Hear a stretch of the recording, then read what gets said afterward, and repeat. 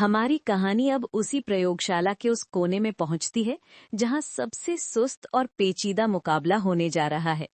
पिछले मुकाबलों में हमने कम से कम एक ताकतवर खिलाड़ी को देखा था, लेकिन इस बार आमने सामने दो ऐसे पात्र हैं जो दोनों ही पूरी शक्ति से काम नहीं कर पाते। एक तरफ है वीक एसिड जैसे असेटिक एसिड और दूसरी तरफ है वीक बेस जैसे अमोनियम हाइड्रोक्साइड। ये दोनों ही स्वभाव से बहुत शर्मीले और सुस्त हैं। जब इन्हें पानी में डाला जाता है तो ये पूरी तरह नहीं टूटते। विज्ञान की भाषा में कहें तो इनका आयोनाइजेशन बहुत ही कम होता है, यानी ये घोल में बहुत ही कम मात्रा में अपने आयन छोड़ पाते हैं। जब इनके बीच टाइट्रेशन शुरू होती है तो कहानी में कोई रोमांच या तेजी नहीं दिखती। चूंकि दोनों ही कमजोर है, इसलिए जब ऊपर से बेस की बूंदें नीचे एसिड में गिरती हैं तो पीएच में कोई बड़ा या अचानक बदलाव नहीं आता। ये बदलाव इतना धीमा और सुस्त होता है कि ग्राफ की लकीर किसी पहाड़ी की तरह खड़ी होने के बजाय बस धीरे धीरे रेंगती रहती है। इस कहानी का सबसे दुखद हिस्सा तब आता है जब न्यूट्रलाइजेशन यानी समझौते का वक्त करीब होता है। जहां पिछले मुकाबलों में हमें एक साफ और तीखा मोड़ यानी शार्प ब्रेक दिखाई देता था, यहां वैसा कुछ भी नहीं होता। लकीर इतनी सपाट होती है कि ये पता लगाना लगभग नामुमकिन हो जाता है कि एसिड और बेस कब बराबर हुए। इसी वजह से हमारे रंग बदलने वाले जासूस यानी इंडिकेटर भी यहाँ पूरी तरह फेल हो जाते हैं। जब पीएच में कोई अचानक उछाल ही नहीं आता तो इंडिकेटर को समझ ही नहीं आता कि किस पल अपना रंग बदलना है। नतीजा ये होता है कि हमें कोई भी स्पष्ट एंड पॉइंट नहीं मिलता। यही कारण है कि प्रयोगशाला में weak acid versus weak base की टाइट्रेशन का प्रैक्टिकल लगभग न के बराबर होता है। ये सिर्फ किताबों और थ्योरी तक ही सीमित रह जाती है, क्योंकि असली प्रयोग में इससे सटीक नतीजे मिलना नामुमकिन है। एसिड बेस की इस लुका छिपी वाली जंग को समझने के बाद अब हमारी कहानी उस दिशा में मुड़ रही है जहां हम ये देखेंगे कि इन तमाम प्रतिक्रियाओं में इस्तेमाल होने वाले अलग अलग इंडिकेटर्स को हम किस आधार पर चुनते हैं और उनकी अपनी क्या कहानी है। जैसा कि आप इस चित्र में देख पा रहे हैं, हमारी प्रयोगशाला की कहानी अब एक ऐसे मोड़ पर आ गई है जहां उत्साह थोड़ा कम है। ये मुकाबला दो सुस्त खिलाड़ियों यानी कमजोर एसिड और कमजोर बेस के बीच है। आइए इस चित्र के माध्यम से सुस्त जंग को समझते हैं। एक, कर्व का शुरुआती हिस्सा। जैसा कि आप इस चित्र में देख पा रहे हैं, ग्राफ की शुरुआत बहुत ही धीमी है, क्योंकि दोनों ही पात्र कमजोर हैं और पानी में पूरी तरह नहीं टूटते, इसलिए रिएक्शन शुरू होते ही पीएच में कोई खास हलचल नहीं होती। जैसा कि आप इस चित्र में देख पा रहे हैं, शुरुआत से ही ये लकीर बहुत धीरे धीरे आगे बढ़ रही है। 2, कर्व का मध्य क्षेत्र। जैसा कि आप इस चित्र में देख पा रहे हैं, इस ग्राफ के बीच वाले हिस्से में वो तीखा मोड़ या सीधी खड़ी लकीर पूरी तरह गायब है जो हमने पिछले मुकाबलों में देखी थी। जैसा कि आप इस चित्र में देख पा रहे हैं, यहाँ कोई भी साफ इक्विवेलेंस पॉइंट नजर नहीं आ रहा है, क्योंकि एसिड और बेस के बीच का समझौता बहुत ही अस्पष्ट और धुंधला है। 3, पूरे कर्व का अवलोकन। जैसा कि आप इस चित्र में देख पा रहे हैं, ये पूरा कर्व देखने में बहुत ही सपाट और नीरस लगता है। इस रासायनिक सुस्ती की वजह से कोई भी जासूस इंडिकेटर ये पहचान ही नहीं पाता कि उसे किस पल रंग बदलना है। जैसा कि आप इस चित्र में देख पा रहे हैं, जब लकीर में कोई अचानक उछाल ही नहीं है तो रंग का बदलाव भी सटीक नहीं मिल पाता। व्यावहारिक निष्कर्ष। जैसा कि आप इस चित्र में देख पा रहे हैं, ये ग्राफ साफ गवाही दे रहा है कि इस तरह की टाइट्रेशन से कोई भरोसेमंद नतीजा नहीं निकाला जा सकता। यही कारण है कि प्रयोगशाला में रूटीन टेस्टिंग के लिए इस तरीके का इस्तेमाल शायद ही कभी किया जाता है। परीक्षा के लिए विशेष सुझाव। संक्षिप्त टिप्पणी। कमजोर एसिड और कमजोर बेस की टाइट्रेशन में पीएच का बदलाव बहुत धीमा होता है, जिससे एंड पॉइंट का पता लगाना मुश्किल हो जाता है। पसंद न करने के कारण। इसमें कोई शार्प एंड पॉइंट नहीं मिलता। पीएच में होने वाला बदलाव बहुत ही कम और सुस्त होता है। कोई भी साधारण इंडिकेटर इसके लिए सही नतीजे नहीं दे पाता। चित्र आधारित प्रश्न। इस ग्राफ में क्या गायब है? उत्तर है, इक्विवेलेंस पॉइंट पर होने वाला सडन पीएच जंप या सीधी खड़ी लकीर गायब है। एक लाइन का निष्कर्ष। अनिश्चित नतीजों के कारण ये विधि विश्लेषणात्मक रसायन विज्ञान में उपयोगी नहीं मानी जाती है। इस सुस्त मुकाबले को समझने के बाद अब हमारी कहानी उन खास परिस्थितियों की ओर मुड़ रही है जहां हम एसिड और बेस के साथ साथ उनके पीएच मान को नियंत्रित करने के विशेष तरीकों पर चर्चा करेंगे। हमारी प्रयोगशाला की कहानी अब उस बुनियादी राज की ओर मुड़ती है जो ये तय करता है कि कोई एसिड या बेस मैदान में कैसी परफॉर्मेंस देगा।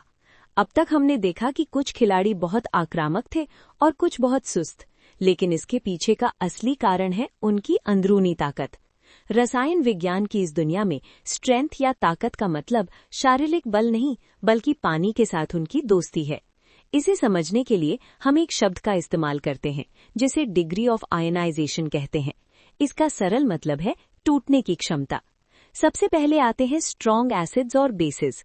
ये वे खिलाड़ी हैं जो पानी में कदम रखते ही पूरी तरह टूट जाते हैं। मान लीजिए अगर इनके 100 अणु पानी में गए तो पूरे के पूरे 100 आयन बन जाएंगे। इसीलिए इनका असर बहुत गहरा और तेज होता है। इसके बाद आते हैं वीक एसिड्स और बेसिस जो थोड़े शर्मीले होते हैं। ये पानी में जाने पर अपने कुछ ही हिस्से तोड़ते हैं, जैसे 100 में से केवल 2 या 5 अणु। इनका असर धीमा होता है क्योंकि घोल में काम करने वाले आयन कम होते हैं। अंत में आते हैं वेरी वीक यानी बेहद कमजोर खिलाड़ी जिनके टूटने की क्षमता न के बराबर यानी नेग्लिजिबल होती है। ये पानी में जाकर लगभग स्थिर बैठे रहते हैं। अब वैज्ञानिक इस ताकत को मापने के लिए 2 खास पैमानों का इस्तेमाल करते हैं जिन्हें Ka एसिड के लिए और Kb बेस के लिए कहा जाता है। इसे आप उनकी पावर रेटिंग समझ सकते हैं। जिस एसिड का Ka जितना ज्यादा होगा वो उतना ही ज्यादा आयन बनाएगा और उतना ही ताकतवर कहलाएगा। इसी तरह Kb बेस की ताकत बताता है। परीक्षा की दृष्टि से याद रखें कि ये संख्याएं हमें ये बताती हैं कि किसी घोल में आयनों की भीड़ कितनी ज्यादा होगी। यही अंदरूनी ताकत अंत में ये तय करती है कि हमारी टाइट्रेशन का मिजाज कैसा होगा। जब कोई बहुत ताकतवर होता है तो ग्राफ पर उसकी लकीर एकदम सीधी और खड़ी स्टीप चढ़ती है, जिससे एंड पॉइंट बिल्कुल साफ और तीखा चमकता है। लेकिन जैसे जैसे हम कमजोरी की तरफ बढ़ते हैं ये लकीर ढलान जैसी सुस्त हो जाती है और एंड पॉइंट धुंधला पड़ने लगता है। ताकत और कमजोरी के इस गणित को समझने के बाद अब हमारी प्रयोगशाला की कहानी उस तरफ बढ़ रही है जहां हम ये देखेंगे कि कैसे ये अलग अलग ताकत वाले एसिड और बेस मिलकर बफर नाम की एक अभेद्य दीवार खड़ी करते हैं। जैसा कि आप इस चित्र में देख पा रहे हैं, हमारी प्रयोगशाला का ये नक्शा साफ तौर पर दिखा रहा है कि खिलाड़ियों की अंदरूनी ताकत कैसे पूरे खेल को बदल देती है। आइए इस रंगीन ग्राफ के माध्यम से अपनी कहानी को आगे बढ़ाते हैं। एक स्ट्रॉन्ग एसिड बेस का हिस्सा नीली लकीर। जैसा कि आप इस चित्र में देख पा रहे हैं, सबसे ऊपर वाली लकीर एकदम सीधी और खड़ी है, जिसे हम शार्प स्टीप कर्व कहते हैं। इसका कारण ये है कि इन खिलाड़ियों में आयनाइजेशन की क्षमता पूरी होती है, यानी ये पूरी तरह टूट जाते हैं। जैसा कि आप इस चित्र में देख पा रहे हैं, इस सीधी लकीर की वजह से ही हमें यहाँ एक चमकता हुआ और बिल्कुल साफ एंड पॉइंट मिलता है। 2 वीक एसिड बेस का हिस्सा हरी लकीर। जैसा कि आप इस चित्र में देख पा रहे हैं, बीच वाली लकीर थोड़ी सुस्त और ढलान वाली है। यहाँ खिलाड़ी केवल आंशिक रूप से आयनाइज होते हैं, यानी वे पूरी ताकत से नहीं टूटते। जैसा कि आप इस चित्र में देख पा रहे हैं, इस जेंटल कर्व की वजह से एंड पॉइंट उतना तीखा नहीं होता जितना पहले वाले में था, जिससे इसे पहचानना थोड़ा मुश्किल हो जाता है। 3 बहुत कमजोर यानी वेरी वीक एसिड बेस का हिस्सा नारंगी लकीर। जैसा कि आप इस चित्र में देख पा रहे हैं, सबसे नीचे वाली लकीर लगभग सपाट या फ्लैट है। यहाँ आयनाइजेशन न के बराबर यानी नेग्लिजिबल होता है। जैसा कि आप इस चित्र में देख पा रहे हैं, इस सपाट लकीर में कोई उतार चढ़ाव न होने के कारण एंड पॉइंट को ढूंढ पाना लगभग नामुमकिन हो जाता है। 4 Ka और Kb का संबंध। जैसा कि आप इस चित्र में देख पा रहे हैं, इन लकीरों का व्यवहार सीधे तौर पर Ka और Kb की वैल्यू से जुड़ा है। नीली लकीर के लिए ये वैल्यू बहुत ज्यादा है, हरी लकीर के लिए मध्यम और नारंगी लकीर के लिए ये वैल्यू बहुत ही कम है। यही जादुई आंकड़े तय करते हैं कि लकीर ग्राफ पर कितनी ऊंची छलांग लगाएगी। परीक्षा के लिए विशेष सुझाव। आयनाइजेशन पर सवाल। याद रखें कि टाइट्रेशन की सफलता पूरी तरह इस बात पर निर्भर करती है कि एसिड या बेस पानी में कितने बेहतर तरीके से टूटते हैं। जितना ज्यादा आयनाइजेशन उतना ही सटीक नतीजा। कर्व की तुलना। परीक्षा में चित्र बनाते समय स्ट्रॉन्ग के लिए स्टीप यानी खड़ी, वीक के लिए ग्रेजुअल यानी ढलान और वेरी वीक के लिए फ्लैट लकीर का ही प्रयोग करें। Ka/Kb पर संक्षिप्त नोट। ये स्थिरांक हमें पहले ही बता देते हैं कि टाइट्रेशन का ग्राफ कैसा बनेगा। अगर इनकी वैल्यू कम है तो समझ लीजिए कि एंड पॉइंट धुंधला ही रहने वाला है। इस तुलनात्मक अध्ययन के बाद अब हमारी कहानी उस महत्वपूर्ण पड़ाव पर पहुंच गई है जहां हम इन सभी उतार चढ़ावों को स्थिर करने वाली एक खास तकनीक यानी बफर सिस्टम के बारे में जानेंगे। हमारी प्रयोगशाला की कहानी अब उस नक्शे को समझने की ओर बढ़ती है जिसे हम न्यूट्रलाइजेशन कर्व कहते हैं। अब तक हमने जिन भी मुकाबलों की बात की, ये कर्व उन सब का एक लिखित रिकॉर्ड या रिपोर्ट कार्ड है। सरल शब्दों में कहें तो जब हम फ्लास्क में रखे एसिड में ऊपर से बेस की बूंदें मिलाते हैं तो उस दौरान पीएच की गिनती में जो भी बदलाव आते हैं उन्हें जब एक ग्राफ पर उतारा जाता है तो उसे ही न्यूट्रलाइजेशन कर्व कहा जाता है। जैसा कि हमने पहले देखा था, खिलाड़ियों की अंदरूनी ताकत इस नक्शे के आकार को पूरी तरह बदल देती है।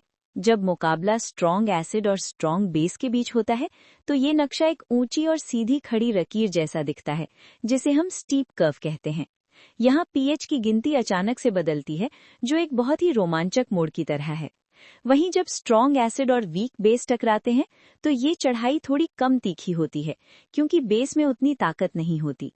कहानी में जब वीक एसिड और स्ट्रॉन्ग बेस की बारी आती है तो ये कर्व बहुत धीरे धीरे ऊपर की तरफ बढ़ता है। इसी दौरान ग्राफ में एक खास हिस्सा बनता है जिसे हम बफर रीजन कहते हैं।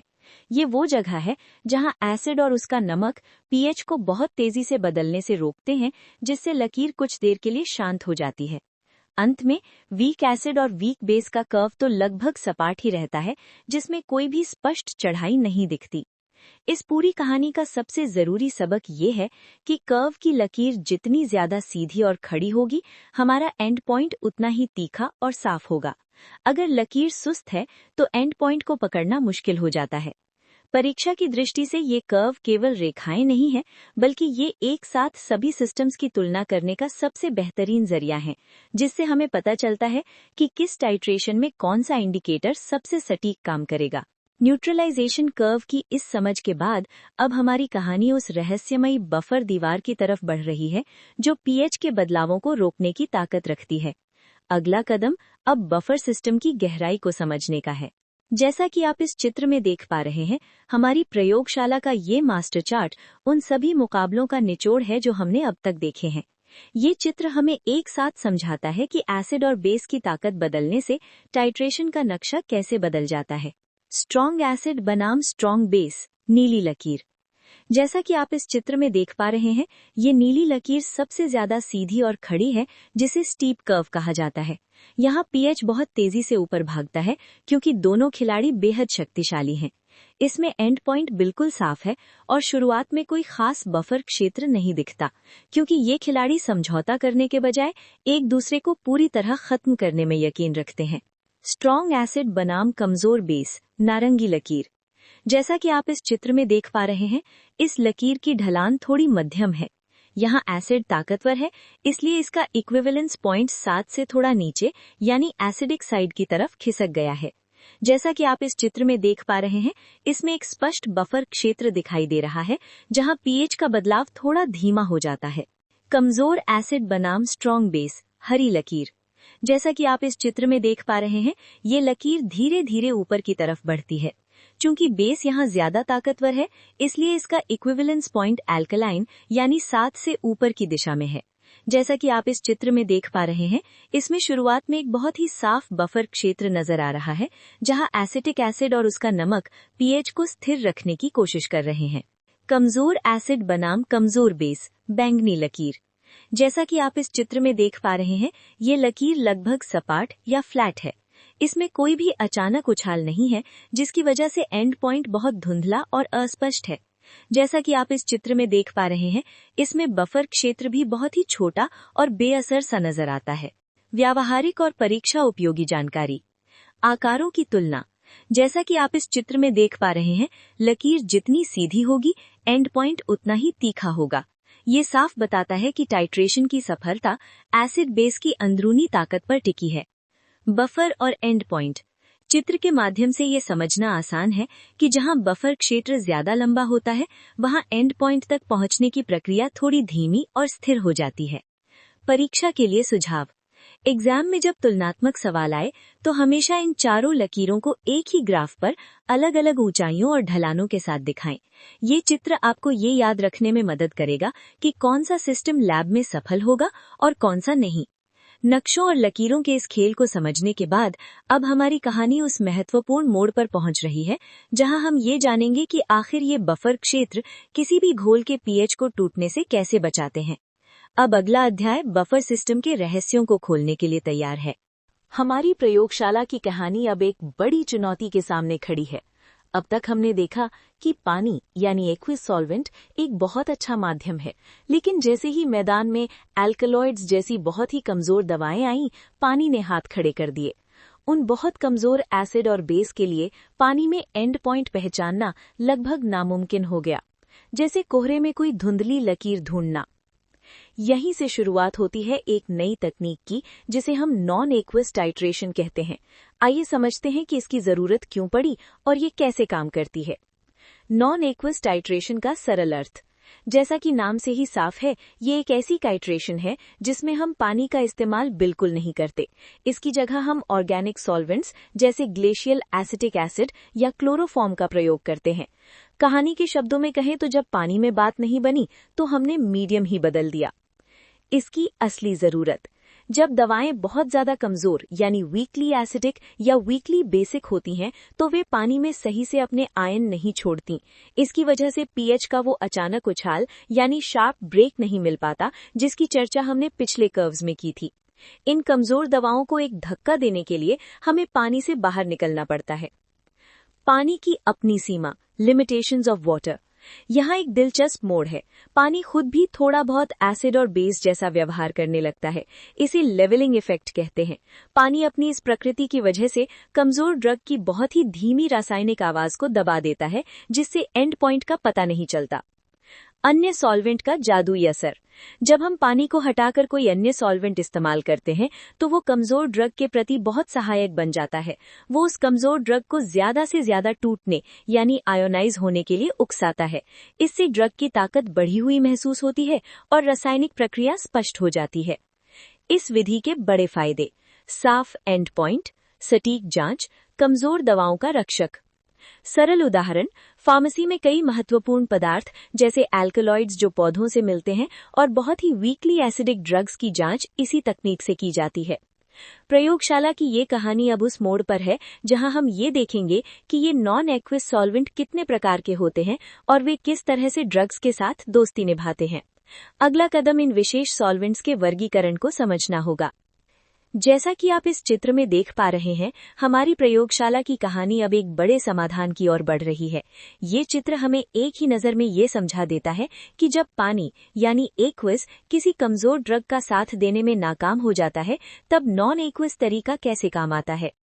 चित्र का परिचय, जैसा कि आप इस चित्र में देख पा रहे हैं, यहाँ दो अलग अलग सेटअप साथ साथ दिखाए गए हैं। बाईं ओर एक्विस टाइट्रेशन का पुराना तरीका है और दाईं ओर नॉन एक्विस टाइट्रेशन का नया और उन्नत तरीका है। ये तुलना हमें दिखाती है कि केवल माध्यम बदलने से नतीजे कितने बदल जाते हैं। बाईं ओर एक्विस टाइट्रेशन, जैसा कि आप इस चित्र में देख पा रहे हैं, यहाँ कमजोर ड्रग को पानी में घोला गया है। चित्र में फ्लास्क के अंदर का रंग बहुत हल्का और धुंधला है, जो अनक्लियर एंड पॉइंट को दर्शाता है। इसका कारण यह है कि पानी खुद भी रासायनिक व्यवहार दिखाने लगता है, जिससे कमजोर ड्रग की अपनी शक्ति दब जाती है और हमें ये पता नहीं चलता कि रिएक्शन कब पूरी हुई। दाईं ओर नॉन एक्विस टाइट्रेशन, जैसा कि आप इस चित्र में देख पा रहे हैं, यहाँ उसी कमजोर ड्रग को पानी के बजाय एक खास सॉल्वेंट यानी नॉन एक्विस सॉल्वेंट में रखा गया है। चित्र में फ्लास्क का रंग बिल्कुल साफ और गहरा बदला हुआ दिख रहा है, जिसे clear and sharp and point के रूप में मार्क किया गया है। यहाँ सॉल्वेंट ने ड्रग को पूरी तरह आयन में टूटने में मदद की, जिससे उसकी असली ताकत उभर कर सामने आई। दृश्यात्मक तुलना और लाभ, जैसा कि आप इस चित्र में देख पा रहे हैं, दोनों सेटअप के बीच का अंतर बिल्कुल स्पष्ट है। नॉन एक्विस माध्यम ने इंडिकेटर का रंग बदलना बहुत तीखा और साफ दिखता है। यही कारण है कि बहुत ही कमजोर दवाओं की शुद्धता जांचने के लिए ये विधि सबसे सटीक और भरोसेमंद मानी जाती है। व्यावहारिक महत्व। जैसा कि चित्र से स्पष्ट है, जब भी हमें अल्कलॉइड्स या बहुत ही कमजोर एसिडिक दवाओं का विश्लेषण करना होता है तो हम पानी का मोह छोड़कर नॉन एक्विस रास्ता चुनते हैं। ये तरीका फार्मास्यूटिकल एनालिसिस में दवाओं की सही मात्रा सुनिश्चित करने के लिए अनिवार्य है। परीक्षा के लिए विशेष सुझाव। परीक्षा में ये स्पष्ट लिखें कि नॉन एक्विस टाइट्रेशन वो विधि है जिसमें पानी की जगह कार्बनिक सॉल्वेंट्स का उपयोग होता है। जरूरत और लाभ। उत्तर लिखते समय चित्र की तरह ये तुलना जरूर दिखाएं कि पानी लेवलिंग इफेक्ट पैदा करता है, जबकि non aqueous solvent and point की स्पष्टता यानी सेंसिटिविटी को बढ़ा देते हैं। चित्र का महत्व। लंबे उत्तरों में यदि आप चित्र की तरह 2 फ्लास्क बनाकर unclear versus sharp and point दिखाते हैं तो ये आपके उत्तर को सबसे प्रभावशाली बनाता है। नॉन एक्विस टाइट्रेशन की इस सफलता के बाद अब हमारी कहानी उन खास सॉल्वेंट्स के प्रकारों की ओर बढ़ेगी जो इस पूरी प्रक्रिया के असली हीरो हैं। नमस्ते। आज हमारी प्रयोगशाला की कहानी उस मोड़ पर है जहां हम नॉन एक्वियस टाइट्रेशन के असली सुपर हीरोज यानी सॉल्वेंट्स के बारे में विस्तार से जानेंगे। जब कमजोर एसिड या बेस पानी में अपनी ताकत दिखाने में नाकाम हो जाते हैं, तब ये सॉल्वेंट्स ही उन्हें टाइट्रेशन के लिए तैयार करते हैं। आइए इन्हें आसान भाषा में समझते हैं। 1. नॉन एक्वियस सॉल्वेंट का क्या मतलब है? सरल शब्दों में ये वो माध्यम है जिसमें पानी बिल्कुल नहीं होता। ये केवल एक घोल बनाने वाली चीज नहीं है, बल्कि ये वो मंच है जो कमजोर दवाओं को रासायनिक प्रतिक्रिया करने के लिए मजबूर करता है। 2. सॉल्वेंट आयनाइजेशन को कैसे कंट्रोल करता है? आयनाइजेशन का मतलब है किसी ड्रग का अपने आयनों में टूटना। लॉजिक। जब हम किसी कमजोर बेस को एक बहुत शक्तिशाली एसिडिक सॉल्वेंट में डालते हैं तो सॉल्वेंट उस बेस पर दबाव डालता है कि वो प्रोटॉन स्वीकार करे। असर। इस रस्साकशी की वजह से कमजोर ड्रग ज्यादा सक्रिय हो जाती है और टाइट्रेशन में एंड पॉइंट बिल्कुल साफ नजर आने लगता है। 3. पानी क्यों सही नहीं है? पानी के साथ 2 बड़ी समस्याएं हैं। Levelling effect. पानी खुद भी थोड़ा बहुत एसिड और बेस जैसा व्यवहार करता है। ये कमजोर ड्रग्स की आवाज को अपनी ताकत से दबा देता है। कमजोर आयनाइजेशन। पानी कमजोर एसिड या बेस को पूरी तरह तोड़ने के लिए पर्याप्त दबाव नहीं बना पाता, जिससे ग्राफ पर एंड पॉइंट धुंधला आता है। सॉल्वेंट्स का वर्गीकरण, क्लासिफिकेशन। अम्लीय सॉल्वेंट्स, इन्हें प्रोटोजेनिक भी कहते हैं क्योंकि ये प्रोटॉन देने की क्षमता रखते हैं। भूमिका, ये कमजोर बेस की ताकत बढ़ाने के लिए इस्तेमाल होते हैं। ये बेस को प्रोटॉन देकर उसे अधिक आयनाइज करते हैं। उदाहरण, ग्लेशियल एसिटिक एसिड GAA। क्षारीय सॉल्वेंट्स, इन्हें प्रोटोफिलिक कहा जाता है क्योंकि इन्हें प्रोटॉन स्वीकार करना पसंद होता है। भूमिका, ये कमजोर एसिड के लिए सबसे अच्छे होते हैं। ये एसिड से प्रोटॉन छीन लेते हैं, जिससे एसिड तेजी से अपने आयनों में टूट जाता है और उसका एंड पॉइंट साफ दिखाई देने लगता है। उदाहरण, पिरिडीन। एम्फीप्रोटिक सॉल्वेंट्स, ये दोहरे स्वभाव वाले होते हैं। ये जरूरत पड़ने पर प्रोटॉन दे भी सकते हैं और ले भी सकते हैं। भूमिका, ये एसिड और बेस दोनों के साथ काम कर सकते हैं और आयनों को स्थिर रखते हैं। उदाहरण, अल्कोहल, जैसे मिथाइल अल्कोहल। एप्रोटिक सॉल्वेंट्स, ये तटस्थ होते हैं, ना तो ये प्रोटॉन देते हैं और ना ही लेते हैं। भूमिका, ये रासायनिक रूप से निष्क्रिय होते हैं। इनका मुख्य काम ड्रग को घोलना या एसिडिक या बेसिक सॉल्वेंट की तीव्रता को कम करना होता है। उदाहरण, DMF, डाइमिथाइल फॉर्मामाइड, बेंजीन। जैसा कि आप इस चित्र में देख पा रहे हैं, ये वर्गीकरण चार्ट हमें ये बताता है कि नॉन एक्वियस सॉल्वेंट्स को उनके रासायनिक व्यवहार के आधार पर 4 प्रमुख समूहों में बांटा गया है। आइए चित्र के हर बॉक्स को विस्तार से समझते हैं। एसिडिक सॉल्वेंट वाला बॉक्स। जैसा कि आप इस चित्र में देख पा रहे हैं, पहले बॉक्स में एसिडिक सॉल्वेंट्स का वर्णन किया गया है। इनका मुख्य काम कमजोर बेस, वीक बेसिस की आयनाइजेशन क्षमता को बढ़ाना है। उदाहरण, यहाँ ग्लेशियल एसिटिक एसिड GAA का नाम दिया गया है। जब हम किसी कमजोर बेस को इसमें डालते हैं तो ये सॉल्वेंट उसे प्रोटॉन देने की कोशिश करता है, जिससे वो बेस रासायनिक रूप से ज्यादा सक्रिय हो जाता है और टाइट्रेशन आसान हो जाती है। बेसिक सॉल्वेंट वाला बॉक्स। जैसा कि आप इस चित्र में देख पा रहे हैं, दूसरे बॉक्स में बेसिक सॉल्वेंट्स के बारे में बताया गया है। ये कमजोर एसिड के लिए सबसे उपयुक्त होते हैं। उदाहरण, यहाँ पिरिडीन का उदाहरण दिया गया है। ये सॉल्वेंट कमजोर एसिड से प्रोटॉन छीनने की कोशिश करता है, जिससे वो एसिड तेजी से अपने आयनों में टूट जाता है और उसका एंड पॉइंट साफ दिखाई देने लगता है। एम्फीप्रोटिक सॉल्वेंट वाला बॉक्स। जैसा कि आप इस चित्र में देख पा रहे हैं, तीसरा बॉक्स उन सॉल्वेंट्स को दर्शाता है जिनका स्वभाव दोहरा होता है। ये जरूरत पड़ने पर प्रोटॉन दे भी सकते हैं और ले भी सकते हैं। उदाहरण चित्र में अल्कोहल का उदाहरण दिया गया है। ये सॉल्वेंट परिस्थिति के अनुसार एसिड या बेस दोनों की तरह काम कर सकते हैं, जिससे रासायनिक संतुलन बना रहता है।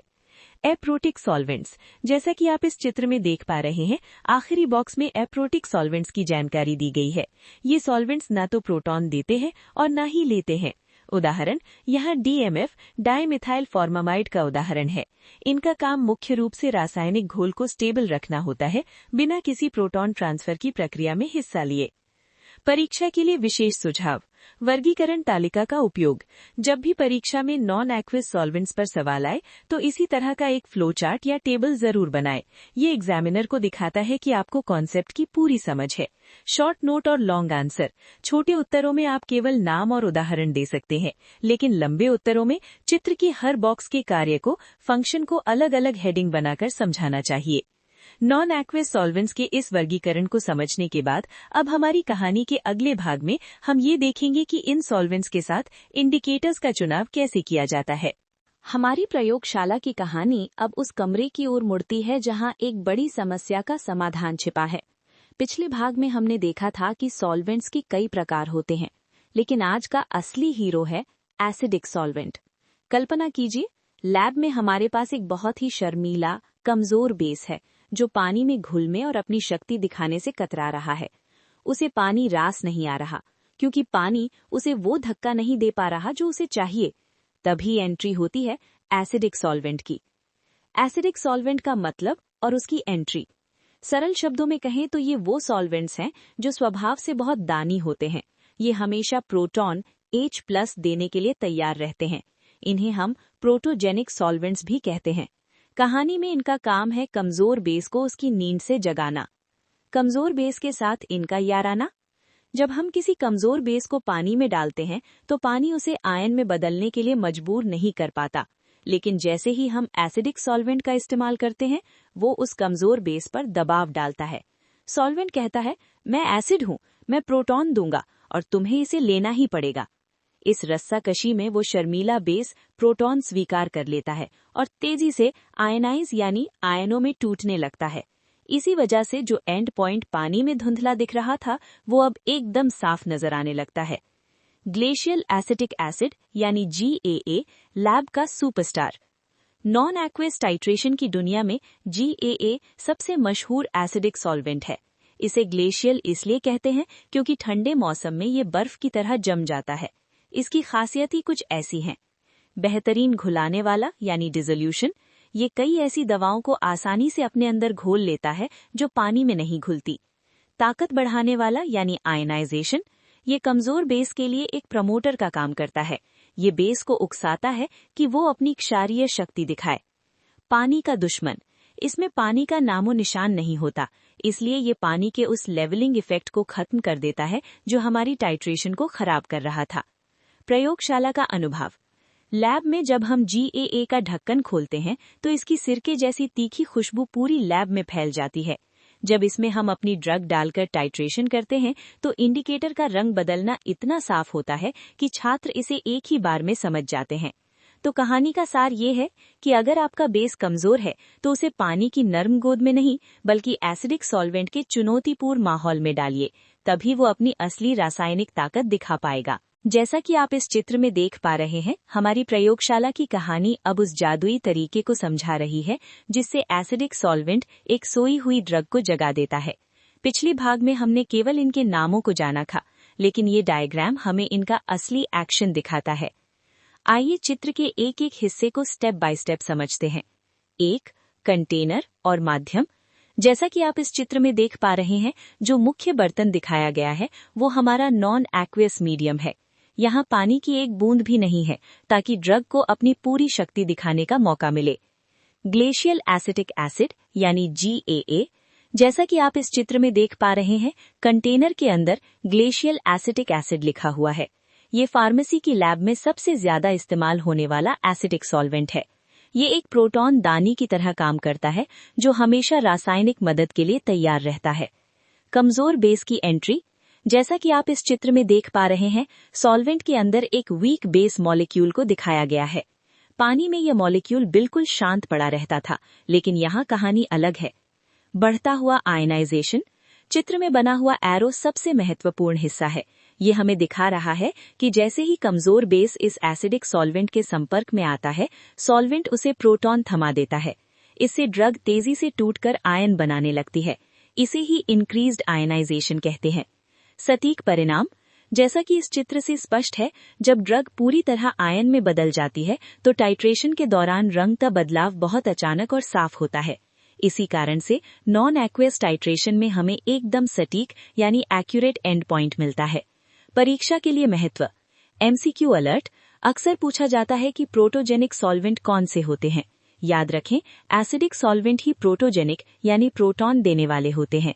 Short answer. जब ग्लेशियल एसिटिक एसिड के रोल पर सवाल आए तो ये डायग्राम दिमाग में रखें। ये कमजोर बेस को घोलता भी है और उसे आयनाइज भी करता है। Scoring tip. परीक्षा में केवल थ्योरी लिखने के बजाय अगर आप ऐसा ही एक सरल चित्र बनाकर इन स्टेप्स को समझाते हैं तो आपको पूरे अंक मिलने की संभावना बढ़ जाती है। हमारी प्रयोगशाला की कहानी अब एक नए मोड़ पर है। पिछले दृश्य में हमने देखा था कि कैसे एसिडिक सॉल्वेंट ने एक शर्मीले बेस को प्रोटॉन देकर सक्रिय कर दिया था, लेकिन आज लैब के बेंच पर एक दूसरी समस्या खड़ी है। हमारे पास वीक एसिड्स हैं जो पानी में अपनी एसिडिक ताकत दिखाने में पूरी तरह नाकाम हो रहे हैं। तभी लैब में एंट्री होती है बेसिक सॉल्वेंट्स की, जो इन कमजोर एसिड्स के लिए मददगार दोस्त बनकर सामने आते हैं। बेसिक सॉल्वेंट का मतलब और उनका स्वभाव। सरल शब्दों में कहें तो बेसिक सॉल्वेंट्स वेव होते हैं जिन्हें प्रोटॉन H+ से बहुत प्यार होता है। इन्हें हम प्रोटोफिलिक सॉल्वेंट्स कहते हैं। इनका स्वभाव लालची होता है। ये हमेशा इस ताक में रहते हैं कि कहीं से इन्हें प्रोटॉन मिल जाए। कमजोर एसिड के साथ इनका तालमेल। जब हम एक कमजोर एसिड को पानी में डालते हैं तो पानी उससे प्रोटॉन लेने में ज्यादा दिलचस्पी नहीं दिखाता, जिससे एसिड आयनों में नहीं टूट पाता। लेकिन जैसे ही हम बेसिक सॉल्वेंट का इस्तेमाल करते हैं, कहानी बदल जाती है। प्रोटॉन का शिकार। बेसिक सॉल्वेंट कमजोर एसिड के पास जाता है और उससे प्रोटॉन छीनने या खींचने की कोशिश करता है। बढ़ता हुआ आयोनाइजेशन। सॉल्वेंट के इस खिंचाव की वजह से कमजोर एसिड मजबूर हो जाता है और अपना प्रोटॉन छोड़ देता है। नतीजा, जैसे ही एसिड प्रोटॉन छोड़ता है वो आयन में बदल जाता है। Ionisation increase. अब वो टाइट्रेशन के लिए पूरी तरह तैयार है। लैब के दो मुख्य खिलाड़ी DMF और पायरिडीन।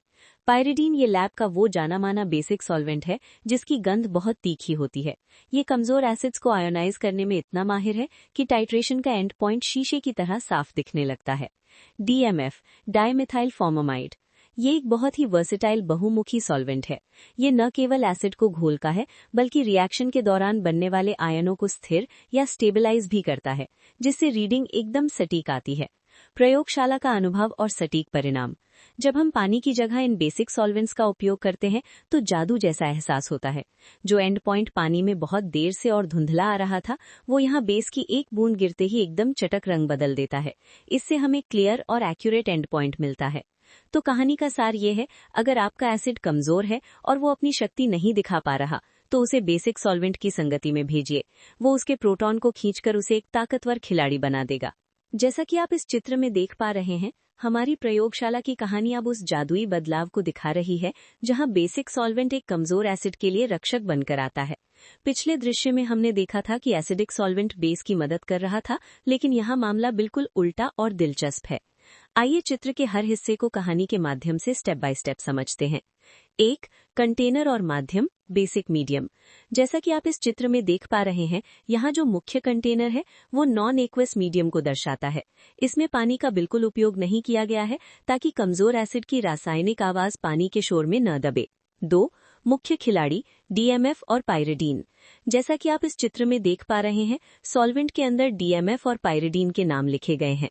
ये प्रयोगशाला के वे भरोसेमंद बेसिक सॉल्वेंट्स हैं जो कमजोर एसिड से प्रोटॉन छीनने में माहिर होते हैं। इनका प्रोटोफिलिक स्वभाव ही इन्हें खास बनाता है। 3. कमजोर एसिड की एंट्री, वीक एसिड मॉलिक्यूल। चित्र में आप एक कमजोर एसिड मॉलिक्यूल को सॉल्वेंट में घुलते हुए देख सकते हैं। पानी में ये एसिड बहुत आलसी होता है और अपने आयन नहीं छोड़ता, लेकिन इस बेसिक सॉल्वेंट के माहौल में आते ही इसकी स्थिति बदलने लगती है। 4. क्रिया और प्रतिक्रिया, इंक्रीज्ड आयोनाइजेशन एरो। जैसा कि इस चित्र से एरो द्वारा दिखाया गया है, जैसे ही कमजोर एसिड इन बेसिक सॉल्वेंट्स के संपर्क में आता है, सॉल्वेंट उसके क्रोटॉन को अपनी ओर खींच लेते हैं। इस खिंचाव के कारण एसिड मजबूर होकर तेजी से टूटने लगता है, जिसे हम इंक्रीज्ड आयोनाइजेशन कहते हैं। 5. सटीक परिणाम और एंड पॉइंट। जैसा कि चित्र से स्पष्ट है, इस बढ़ी हुई आयोनाइजेशन की वजह से घोल में रासायनिक बदलाव बहुत साफ और तीव्र हो जाते हैं। नतीजा ये होता है कि टाइट्रेशन का एंड पॉइंट एकदम सटीक और स्पष्ट दिखाई देता है, जिससे कोई भी छात्र आसानी से सही रीडिंग ले सकता है। परीक्षा के लिए महत्व। Exam focus. परिभाषा और उदाहरण। परीक्षा में शॉर्ट नोट लिखते समय हमेशा याद रखें कि बेसिक सॉल्वेंट्स जैसे पायरिडीन कमजोर एसिड के प्रोटॉन स्वीकार करने का काम करते हैं। लॉजिक की स्पष्टता। अगर सवाल में अंतर पूछा जाए तो कहानी का ये हिस्सा याद रखें कि एसिडिक सॉल्वेंट कमजोर बेस के लिए है और बेसिक सॉल्वेंट कमजोर एसिड के लिए। Scoring tip. अपनी उत्तर पुस्तिका में इस साधारण डायग्राम का संदर्भ देकर अगर आप ये आयोनाइजेशन वाला लॉजिक समझाते हैं तो ये आपके उत्तर को साधारण से बेहतरीन बना देता है। बेसिक सॉल्वेंट्स के इस कमाल को देखने के बाद अब हमारी कहानी के अगले पड़ाव में हम उन सॉल्वेंट से मिलेंगे जिनका स्वभाव दोहरा है, यानी एम्फीप्रोटिक सॉल्वेंट्स। हमारी प्रयोगशाला की कहानी अब एक निर्णायक मोड़ पर आ गई है। अब तक आपने देखा कि कैसे अलग अलग सॉल्वेंट्स कमजोर दवाओं की मदद करते हैं, लेकिन आज लैब में हमारे सामने एक असली चुनौती खड़ी है। हमें वीक बेसिस यानी कमजोर क्षार जैसे कि कैफीन या एट्रोपिन की शुद्धता का सटीक हिसाब लगाना है। इसी चुनौती को पार करने के लिए हम जिस तकनीक का उपयोग करते हैं उसे एसिडीमेट्री कहते हैं। आइए इसे स्टेप बाय स्टेप एक कहानी की तरह समझते हैं। 1. एसिडीमेट्री का असली मतलब। कहानी की शुरुआत एक समस्या से होती है। जब हम कमजोर बेस को पानी में टाइट्रेट करने की कोशिश करते हैं तो पानी की दखलंदाजी की वजह से रिएक्शन सुस्त, लेकिन आज लैब में हमारे सामने एक असली चुनौती खड़ी है। हमें वीक बेसिस यानी कमजोर क्षार जैसे कि कैफीन या एट्रोपिन की शुद्धता का सटीक हिसाब लगाना है। इसी चुनौती को पार करने के लिए हम जिस तकनीक का उपयोग करते हैं उसे एसिडीमेट्री कहते हैं। आइए इसे स्टेप बाय स्टेप एक कहानी की तरह समझते हैं। 1. एसिडीमेट्री का असली मतलब। कहानी की शुरुआत एक समस्या से होती है। जब हम कमजोर बेस को पानी में टाइट्रेट करने की कोशिश करते हैं तो पानी की दखलंदाजी की वजह से रिएक्शन सुस्त पड़ जाता है और हमें पता ही नहीं चलता कि एंड पॉइंट कब आया। एसिडीमेट्री वो तरीका है जहां हम एक स्टैंडर्ड एसिड का इस्तेमाल करके किसी वीक बेस की मात्रा यानी कॉन्सेंट्रेशन का पता लगाते हैं। नॉन एक्वियस माध्यम में ये प्रक्रिया इसलिए की जाती है ताकि पानी की रुकावट खत्म हो जाए और हमें एकदम सटीक नतीजे मिले। 2. हमारा मुख्य योद्धा परक्लोरिक एसिड। इस टाइट्रेशन का सबसे शक्तिशाली पात्र यानी हीरो है परक्लोरिक एसिड। भूमिका। इसे हम ब्यूरेट में भरते हैं और इसे टाइट्रेंट कहते हैं। ताकत। नॉन एक्वेस टाइट्रेशन में परक्लोरिक एसिड को दुनिया का सबसे शक्तिशाली एसिड माना जाता है। ये इतना ताकतवर है कि ये सबसे सुस्त और कमजोर बेस को भी रिएक्ट करने के लिए मजबूर कर देता है। 3. कमजोर बेस की मजबूरी और हल। लैब में कुछ दवाएं ऐसी होती हैं जो बहुत शर्मीली होती हैं। पानी में विफलता।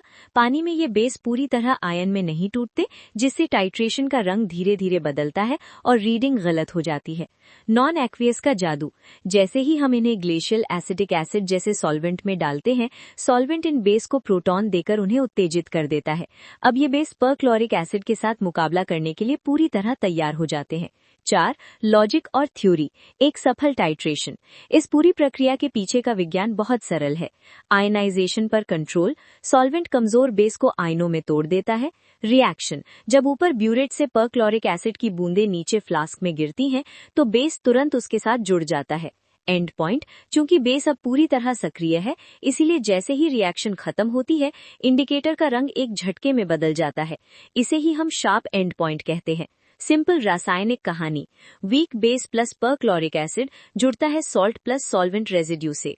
जैसा कि आप इस चित्र में देख पा रहे हैं, हमारी प्रयोगशाला की कहानी अब अपने सबसे महत्वपूर्ण पड़ाव पर है। पिछले भाग में हमने समझा था कि कमजोर बेस यानी वीक बेस को एक खास माहौल की जरूरत होती है और ये डायग्राम उसी का एक जीवंत प्रमाण है। आइए इस प्रैक्टिकल सेटअप को कहानी की तरह स्टेप बाय स्टेप समझते हैं। 1. फ्लास्क और माध्यम नॉन एक्वियस सॉल्वेंट। जैसा कि आप इस चित्र में देख पा रहे हैं, नीचे दिए गए फ्लास्क में नॉन एक्वियस सॉल्वेंट भरा हुआ है। इसमें हमारी दवा यानी वीक बेस के मॉलिक्यूल्स घुले हुए हैं। यहाँ पानी की अनुपस्थिति ये सुनिश्चित करती है कि कमजोर बेस को अपनी पूरी रासायनिक शक्ति दिखाने का मौका मिले। 2. ब्यूरेट और शक्तिशाली योद्धा परक्लोरिक एसिड। चित्र में ऊपर की ओर एक ब्यूरेट दिखाई दे रही है जिसमें परक्लोरिक एसिड भरा हुआ है। जैसा कि हमने कहानी में जाना था, ये इस टाइट्रेशन का टाइट्रेंट है। ये इतना शक्तिशाली एसिड है कि इसकी एक एक बूंद नीचे गिरते ही कमजोर बेस के साथ प्रतिक्रिया शुरू कर देती है। 3. रासायनिक बदलाव, रिएक्शन और आयन फॉर्मेशन। जैसा कि आप इस चित्र में देख पा रहे हैं, बीच में बना एरो एक बहुत ही महत्वपूर्ण घटना को दर्शा रहा है। जैसे ही परक्लोरिक एसिड और कमजोर बेस मिलते हैं, एसिडिक सॉल्वेंट की मदद से बेस तुरंत आयनों में टूटने लगता है। इसे ही आयन फॉर्मेशन कहते हैं, जो टाइट्रेशन को सफल बनाता है। 4. रंग का जादू, क्लियर एंड पॉइंट। चित्र के ऊपरी हिस्से में इंडिकेटर का रंग बदलता हुआ दिखाया गया है। चूंकि हमने पानी की जगह सही सॉल्वेंट और ताकतवर एसिड का चुनाव किया है, इसीलिए रिएक्शन खत्म होते ही रंग में बदलाव एकदम शार्प और क्लियर होता है। यही वो एंड पॉइंट है जहां हमें हमारी रीडिंग मिल जाती है। 5. सटीक परिणाम का निष्कर्ष। ये पूरा डायग्राम हमें ये सिखाता है कि जब हम नॉन एक्वियस सॉल्वेंट और परक्लोरिक एसिड का सही तालमेल बिठाते हैं, तभी हमें एसिडिमेट्री में सबसे सटीक यानी एक्यूरेट नतीजे मिलते हैं। परीक्षा के लिए विशेष महत्व। एसिडिमेट्री की थ्योरी। परीक्षा में जब एसिडिमेट्री पर सवाल आए तो ये स्पष्ट लिखें कि ये कमजोर बेस के एस्टिमेशन की तकनीक है। कॉन्सेप्ट की मजबूती। उत्तर लिखते समय ये जरूर बताएं कि परक्लोरिक एसिड ही यहाँ मुख्य टाइट्रेंट है और सॉल्वेंट के बिना ये रिएक्शन सफल नहीं हो सकती। Scoring tip. लॉन्ग आंसर लिखते समय अगर आप इस डायग्राम का संदर्भ देते हुए इन स्टेप्स को समझाते हैं तो ये एग्जामिनर को प्रभावित करता है और आपको पूरे अंक दिलाने में मदद करता है। एसिडिमेट्री के इस सफल प्रयोग के बाद अब हमारी प्रयोगशाला की कहानी के अगले भाग में हम एल्कलीमेट्री के बारे में जानेंगे, जहां कमजोर एसिड्स का हिसाब लगाया जाता है। हमारी प्रयोगशाला की कहानी अब एक बिल्कुल नए मोड़ पर है। पिछले दृश्य में हमने देखा था कि कैसे परक्लोरिक एसिड ने एक कमजोर बेस को टाइट्रेट करने में मदद की, लेकिन आज लैब के बेंच पर एक अलग समस्या खड़ी है। हमारे पास कुछ वीक एसिड्स जैसे कि फिनोबार्बिटॉन है, जो पानी में अपनी एसिडिक ताकत दिखाने में शर्मा रहे हैं। इसी समस्या का समाधान है एल्कलीमेट्री। आइए इसे एक दिलचस्प लैब अनुभव की तरह समझते हैं। नंबर 1, एल्कलीमेट्री का असली मतलब। कहानी का नाम ही इसका काम बताता है, एल्कली यानी बेस।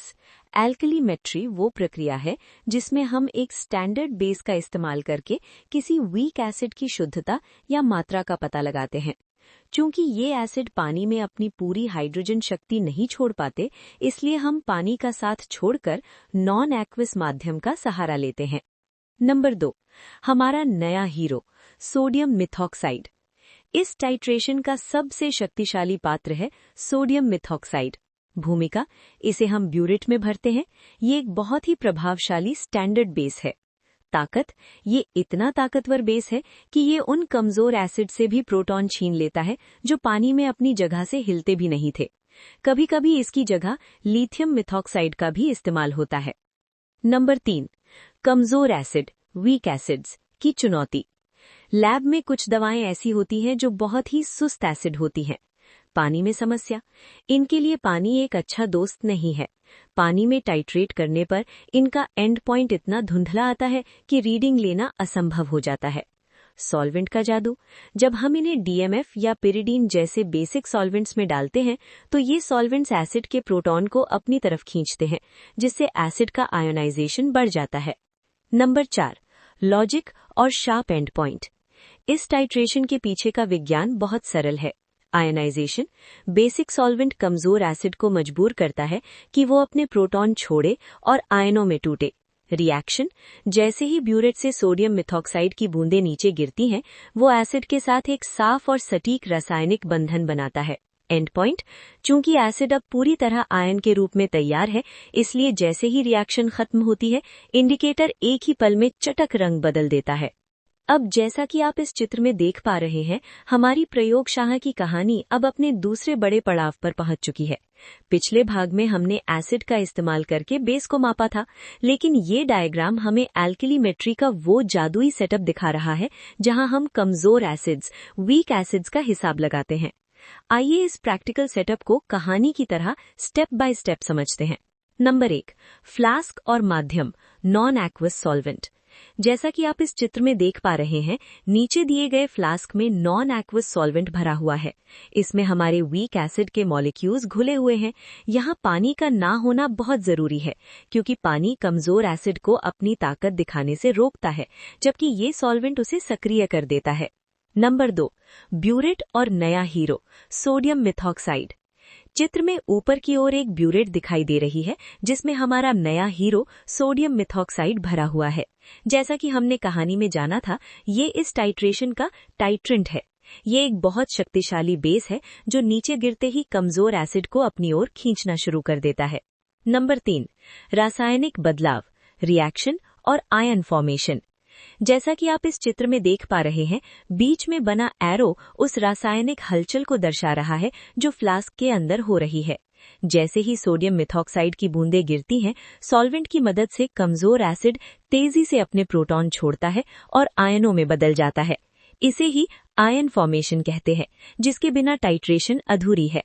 नंबर 4, रंग का जादू, क्लियर एंड पॉइंट।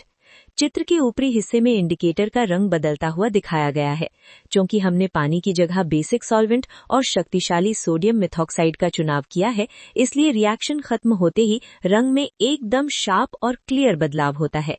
यही वो एंड पॉइंट है जो हमें बताता है कि टाइट्रेशन पूरी हो गई है। नंबर 5, सटीक परिणाम का निष्कर्ष। ये पूरा डायग्राम हमें ये सिखाता है कि जब हम नॉन एक्वस सॉल्वेंट और सोडियम मिथॉक्साइड का सही तालमेल बिठाते हैं, तभी हमें एल्कलीमेट्री में सबसे सटीक, एक्यूरेट रिजल्ट्स मिलते हैं।